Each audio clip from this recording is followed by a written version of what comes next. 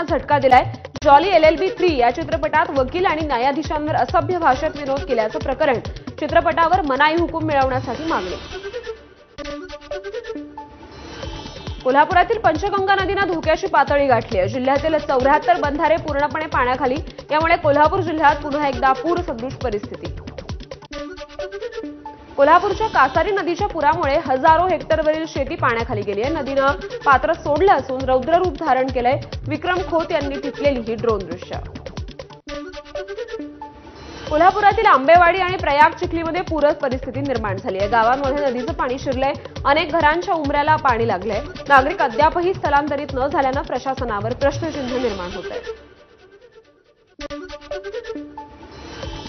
उजनी आणि वीर धरणाच्या पाण्यामुळे पंढरपुरात पूरस्थिती। चंद्रभागा नदीनं इशारा पातळी ओलांडली। पंढरपूर तालुक्यातील नदीकाठच्या 42 गावांना सतर्कतेचा इशारा।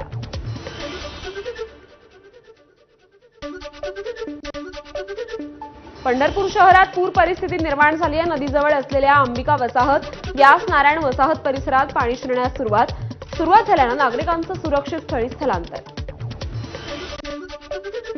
वर्धा नांदेड दरम्यान रेल्वे उड्डाण पुलासाठी खोदलेल्या खड्ड्यात 4 मुलं बुडाली।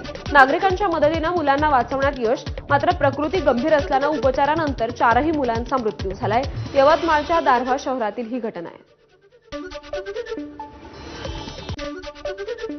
गडचिरोलीत पुराच्या पाण्यात वाहून जाणाऱ्या व्यक्तीचा व्हिडिओ व्हायरल झालाय। कढोली नाला पार करत असताना पुराच्या पाण्याचा फटका बसल्यानं त्याचा तोल गेला। स्थानिकांच्या मदतीनं त्याला बाहेर काढण्यात यश आलं।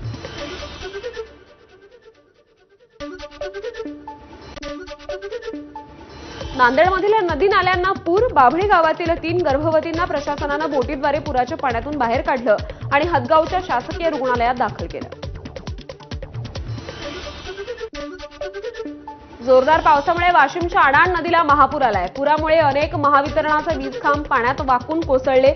शेलू बाजार परिसरात अनेक गावांमध्ये वीज पुरवठा खंडित झालाय।